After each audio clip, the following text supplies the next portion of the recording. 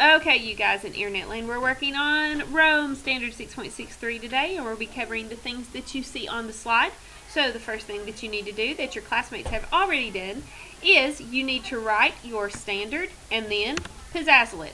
So hopefully you guys in Internet Land and my kiddos here in class have it pizzazzled similar to mine. Alright, the first thing that we're going to do is you need to type in notes in class, and the first note that you're going to take is Rome as a city.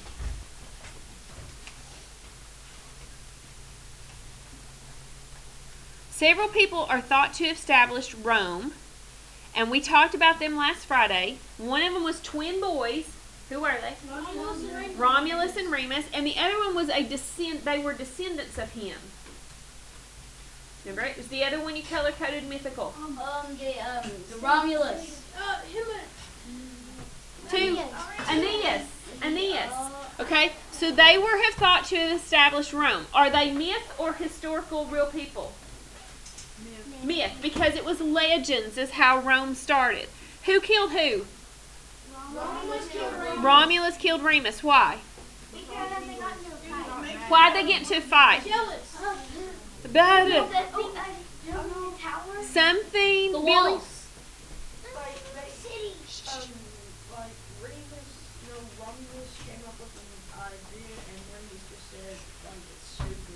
There you go. Remus mocked his brother Romulus's ideas about some ideas he had about building the city, right?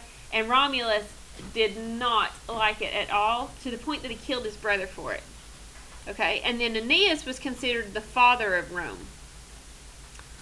Okay, I'm going to put a bunch of notes up here, but we're going to go over them one at a time, so don't freak out. Alright, the first people settled in Rome around 800 BC. They built houses on the hilltops that overlooked the Tiber River. All of these first villages that were built up there formed the city. And in the middle of that, all those hills and all those houses, and in the middle of that city, they built the Roman Forum. Now, there was something in Greece that was equal to or similar to the Roman Forum. It was a marketplace, temples, agora, very good, the agora. The Roman Forum was the center of Rome's governments. There were public buildings there were temples there, and there were markets there, just like in the agora. Okay, I'm going to give you a second to get those notes taken, and then we're going to talk about it a little bit. Okay, the people that built on the hilltops, could they see any invaders that might be coming? Yes. Yeah, because they were up high. That also prevented them from something that all rivers will do every now and then. Flooding. It prevented them from being in the flood zone. Okay, the Roman Forum, though, it was built actually in this marshy, swampy area. Well, what were the Romans really good at building? Like bridges. Something that we talked about that kept the water. Wall. No, come on. Yeah, it looked like the bridge thing. It had the water. Starts with an A. Oh, I heard it. Aqueducts. Okay, and they got that water out of the swampy area so that they could put the Roman Forum there, because that was in the center of their city. Okay, they could look down from the hilltops into the Roman Forum. All right. Now, the river also helped them with protection. So where is... Okay, so we'll... Okay, sorry about that, you guys in Internet Land. Come on. There we go. All right. The Tiber River was a good natural defense for them. The reason it was is because it was shallow.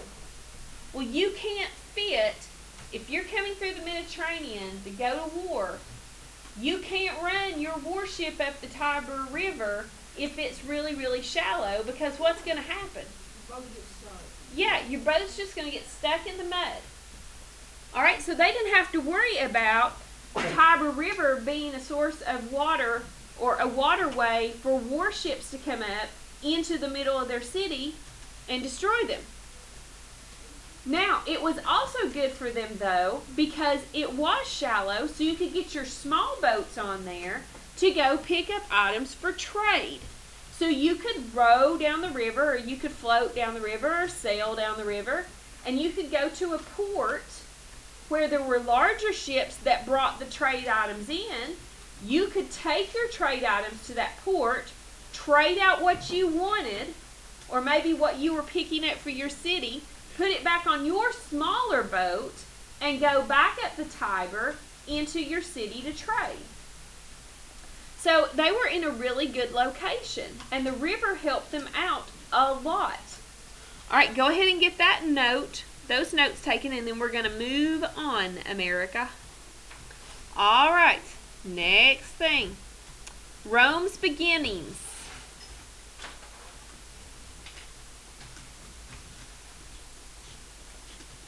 Okay, Rome did not start out a democracy. They started out a monarchy. Well, if you have a monarchy, who rules? King or queens, or both. So they started out as a monarchy, and the kings ruled the city. The aristocrats advised the kings. Now, who were the aristocrats, do you think? The people. What kind of people? The wealthy, the needy. Okay, the wealthy, probably landowners, right?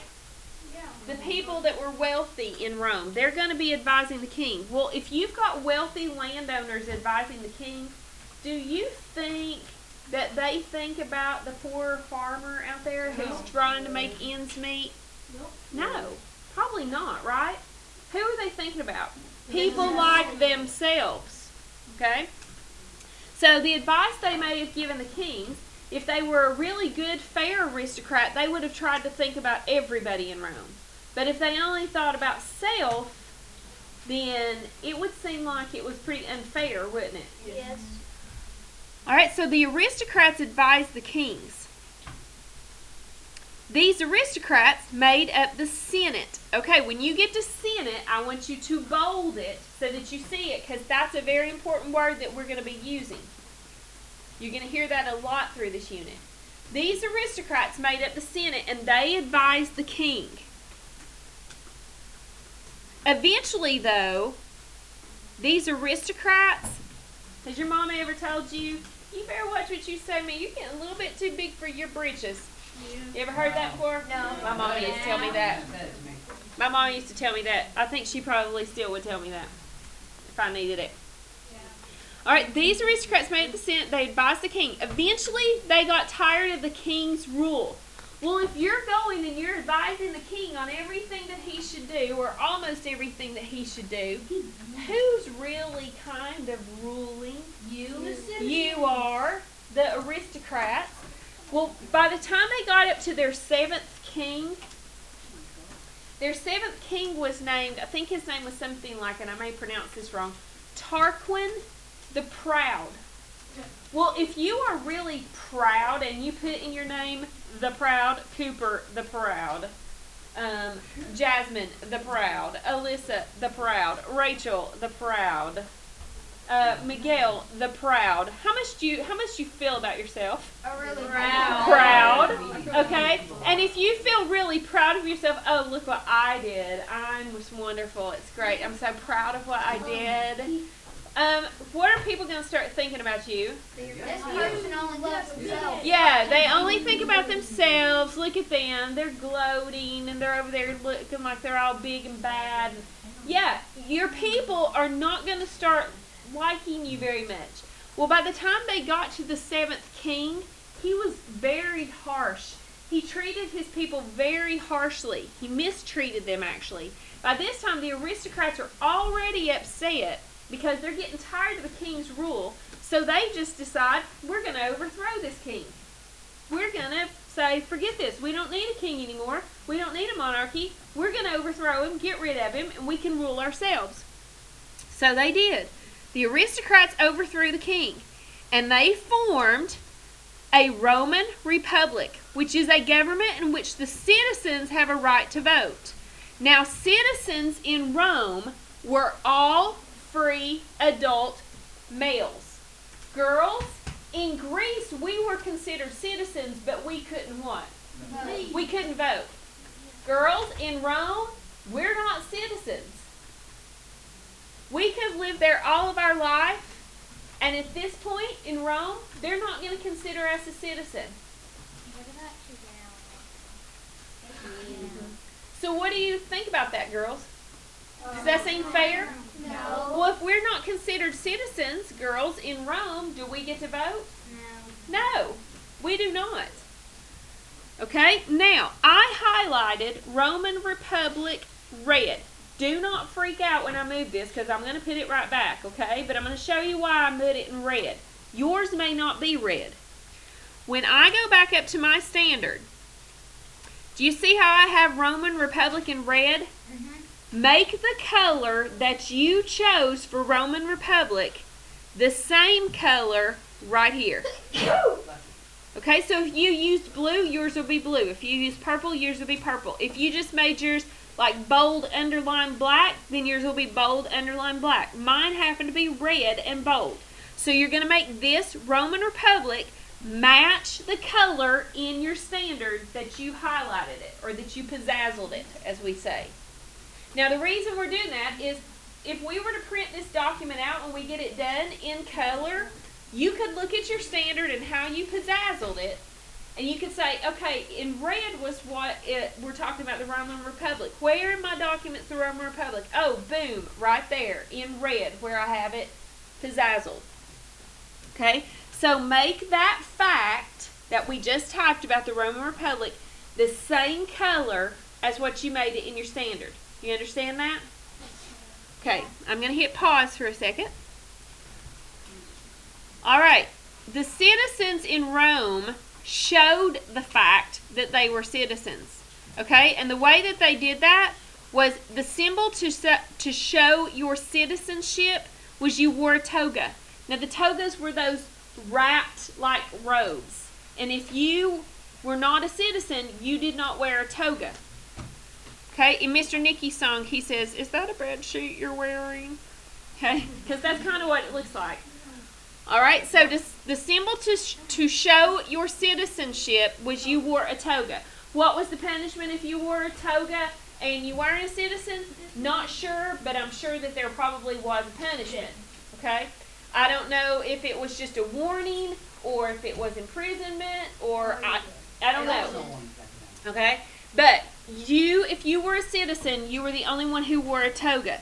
And if you were wearing a toga and you were a citizen, then you got to participate in government. Girls, would we ever be able to wear a toga? No, because we weren't considered citizens. Would slaves have ever been able to wear a toga? No, because they weren't considered citizens. Were foreigners ever allowed to wear a toga? No, because they would not be considered citizens. Unless you were an ally of Rome and you helped them in a war.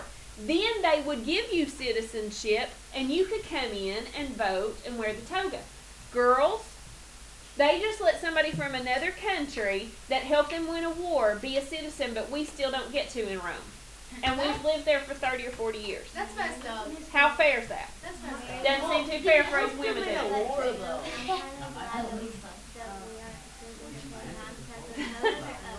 Okay, girls, does it seem like we always get the shaft? I mean, back from early man. Yes. We had to take care of the kids in the cave. We had to go pick the berries, while the men were off hunting.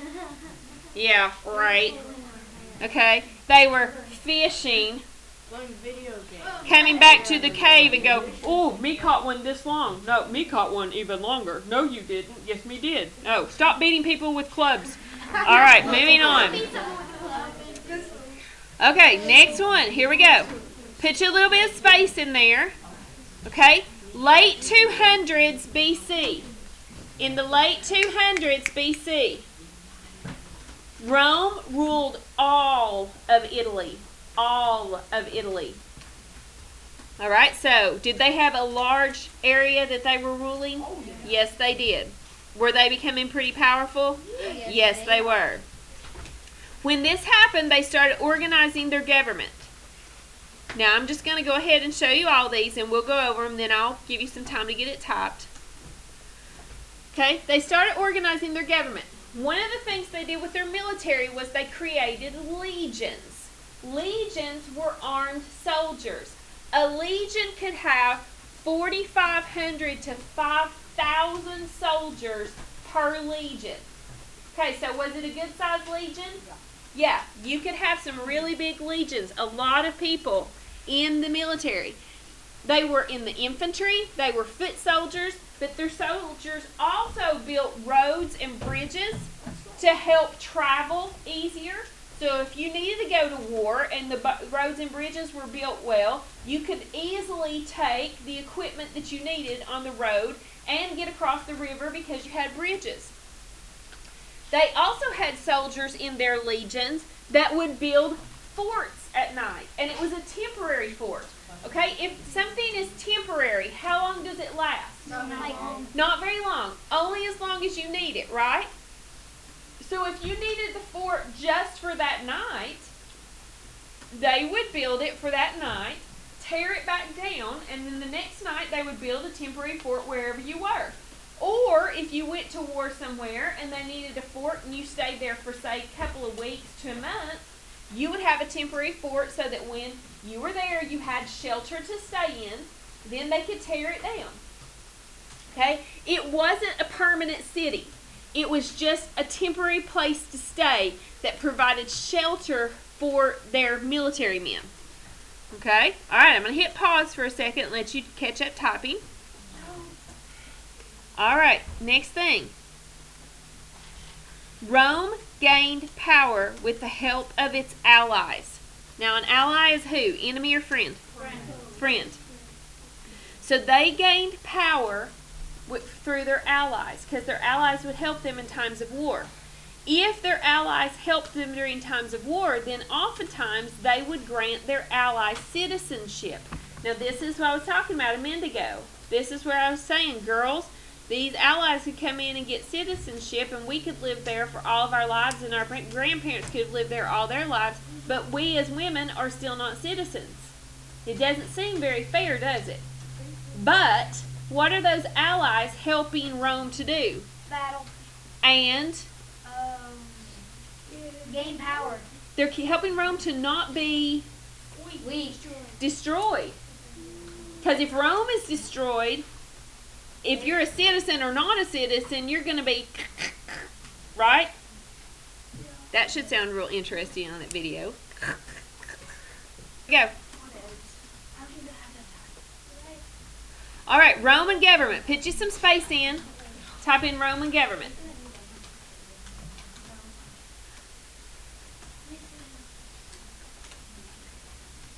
All right, Roman governments.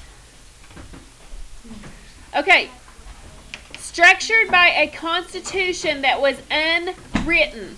Okay, constitution is in your standard.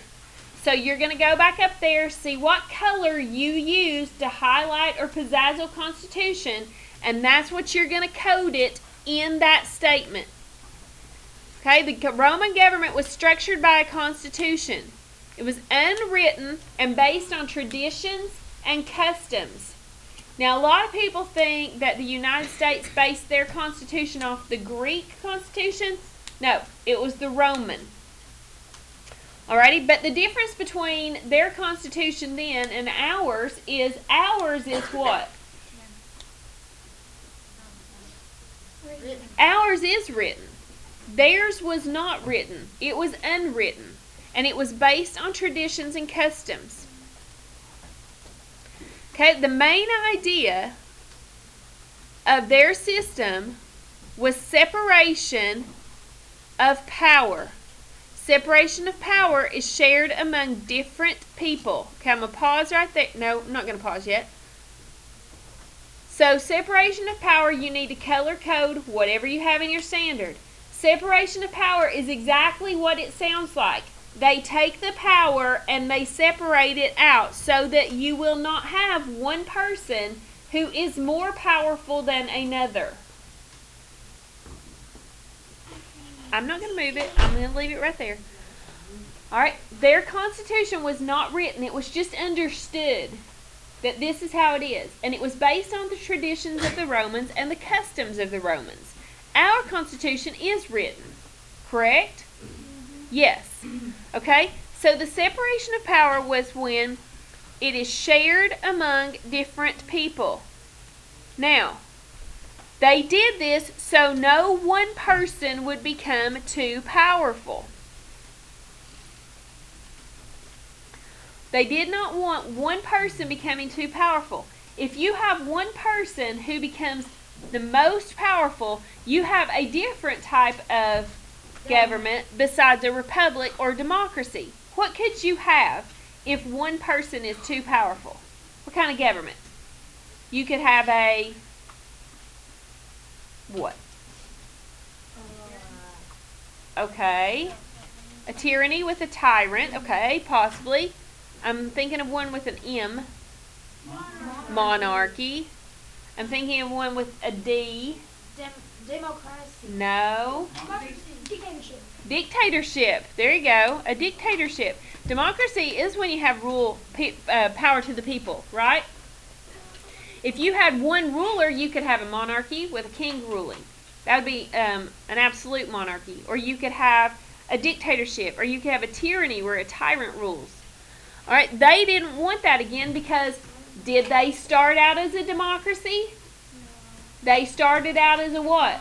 Monarchy, and they eventually did what to the seventh king? Overthrew him is right. Okay? You're out. All right. So, in this separation of power, they limited the power by splitting the offices. Now let me see if I can explain this to you in a way that you'll understand it. 2 people would be the leader of their office. So, there's not one leader in the office. If there was one leader in the office, he would have all the what? Power. There's 2. And what could happen was that you could veto each other's voting. Veto means to stop it or to cancel it out. Now let me let you catch up to this, and I'm going to explain it in a way that I think you can understand it. Alright, I'm going to give you a for example. Let's say that this class is our office, and Charlie and I are the 2 consuls. Okay? And Charlie, what's your favorite color? Green. Aw. Alright, let's say that Charlie wants to leave the lockers green, like they are, and I want to change them to hot pink. Oh, yeah. Hot pink. Okay? And so the people have talked about what they want, and then it's come back to Charlie and I, and we go to vote on either hot pink or green. What's she going to vote for? Green. Probably green. What am I going to vote for? Hot pink. Because you know what? Everybody that comes to me is going to want hot pink. Everybody that goes to her is going to want green. Okay, if I vote for hot pink and she votes for green, what did we do to each other's vote? We vetoed it. We canceled it out, right? So is our vote going to matter now? It's going to matter in the big scheme of things, right? But we just canceled each other's vote out. So Charlie didn't get her green lockers like she wanted them because she didn't have all the power. I stopped her. Same thing for me though. I didn't get the hot pink lockers like I wanted because not everybody wanted hot pink. Who stopped me? Charlie, because she vetoed me. Alright? Well, that seems kind of fair because you don't have one person that's going in to speak for you that's speaking for what they want. Right? They don't have all the power.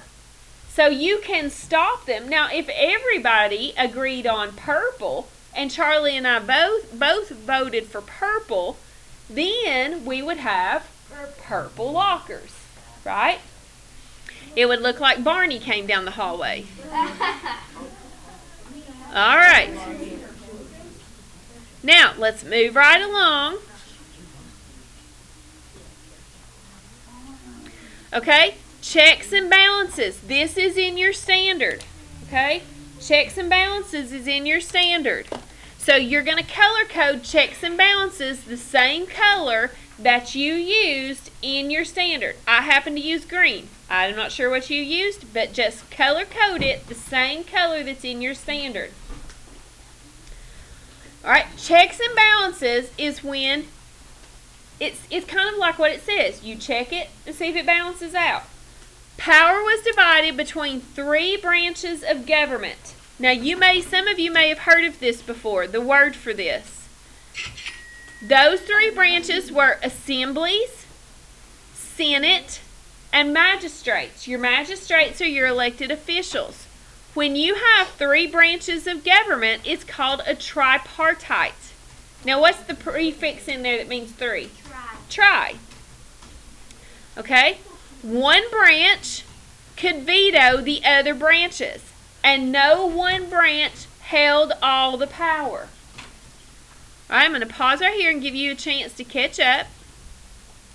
All right. So, no one branch held all the power is called a tripartite. All right, let's look at our next notes here. Okay, this time I put several spaces and I didn't use a bullet. I didn't use anything. I made this like a subtitle or a title. So I want you to use a color you have not used in your standard. Okay? Use a color we have not used in your that you did not use in your standard. Okay, we're going to call it Roman citizenship. And we have almost got all the notes that we're taking in class, so you'll need to finish this video tonight. So when we go to lunch, I'll hit pause and then come back and finish it this afternoon. Bless you. I will, yes, that one will be before tutoring. 6.4, I will do my best. Okay. All right, here we go. Look at here. Don't worry, Alyssa, I'll go back to it in a minute. All right, there were 2 categories of Roman citizens. Now, if we look here at Miss Williams' slide that she did last year, you're not listening? Thank you. If we look here at Miss Williams' slide, right now we've got Republic covered, we've got the 3 branches covered, we've got the Senate, we've talked about the consuls, we haven't talked about judges and tribunes yet, we'll get to that. We've talked about checks and balances and separation of power. Right now we're on patricians and plebeians. So, the 2 categories of Roman citizens were plebeians, which were the common people. The common people, though, made up the majority of population in Rome.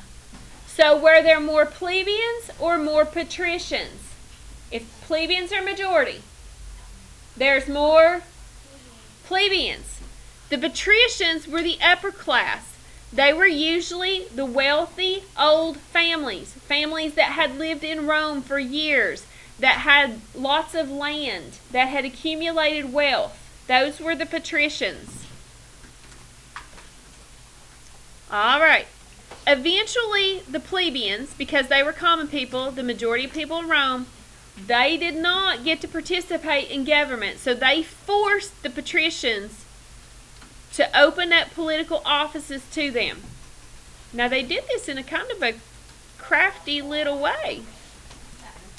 According to Roman tradition, they did this by going on strike.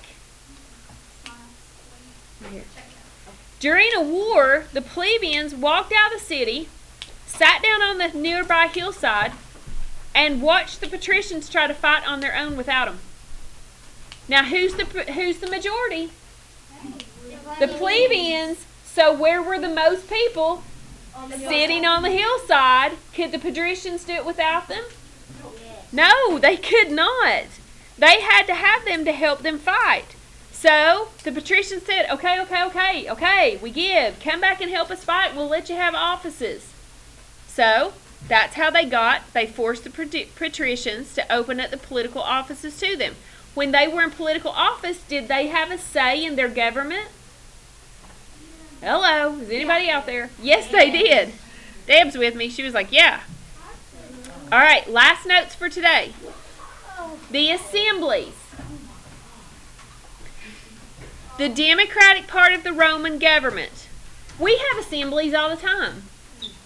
One of the assemblies we have is called pep rally. Think about it.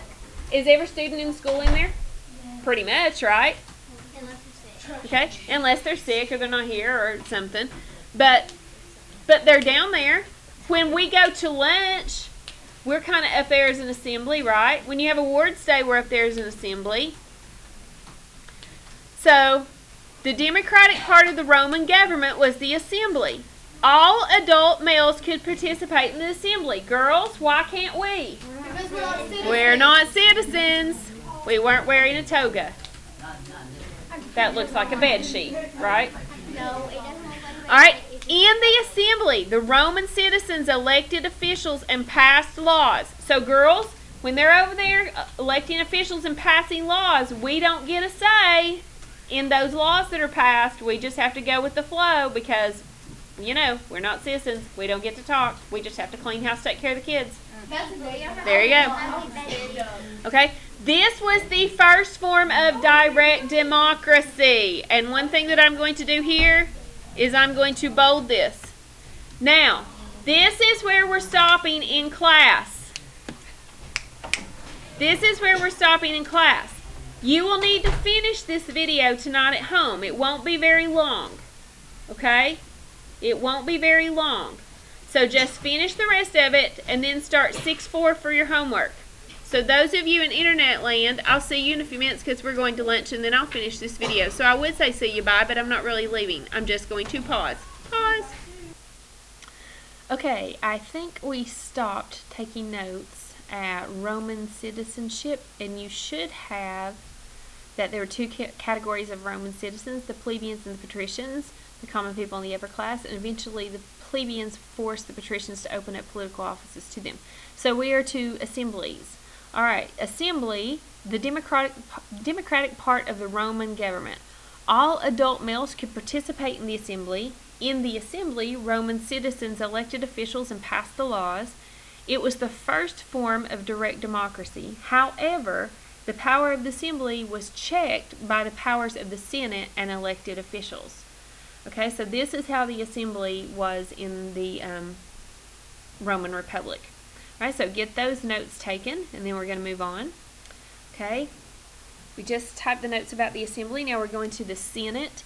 These categories make up the tripartite. So the Senate, it works like an oligarchy. It was made up of the wealthiest and It was made up of the wealthiest and best-known older Roman men. They did not represent the people. They advised the assemblies and the magistrates. They ran the foreign policy and decided how to spend the state's money. And they were the most powerful part of the Roman government, even though we talked about the tripartite being established so that there would be equality between the three. All right, the next branch is the magistrates. And I should have bolded this one right here, so I'm going to right now. The magistrates, they were an elected number of powerful magistrates. They were almost like monarchs. Their ancestors had usually held high offices, and that's why they were in office. They usually had worked their way up through to get that office as well. And they were usually men from elite families. Elite families are those that are well-known. There's something special about an elite family. Usually in this case, they were very wealthy. Okay, so we have the three branches now and what they are and what they mean, how they ran. All right, we're moving right on to the tribunes of the people. Because if you noticed in Miss Williams' slide that she did, hang on, let me get it. Okay, it is right here. Tributes right here. They acted as judges. Okay, so this was one of the things we didn't talk about in class, so we're going to get it covered here real quick. All right, the tribunes of the people, they were protectors of the plebeians. They had the right to vote or veto any law of the magistrate, and you were forbidden to harm or to stop a tribune from doing his job. Okay, so that was the tribunes of the people, and as Miss Williams said, they did act as judges. Alrighty, moving right along. These consuls, I should say, and I'm going to bold this right here. These consuls were top officials in the Roman Republic. They wore special togas, they sat on ivory chairs, and they had bodyguards. Okay, that was the consuls that we talked about in class today. Alright, so we backtracked there just a little bit because we'd been talking about the consuls in class and I wanted you to know these facts about them. Alright, the last thing that you're going to do is we're going to type this little bit right here. The Roman Republic. It was the most successful and long-lasting republic until modern times. Rome and America have many similarities because the USA followed Rome's examples. For examples, or such as, the Constitution, ours is written, theirs was not though, the right to vote, a tripartite, checks and balances, rule of law, and the power to veto. Okay, we're going to be using these terms and these words that we learned in class today throughout our unit on Rome. So get these notes done and submitted for Standard 6.63 and start your homework for tonight. All right, I'll see you. Bye.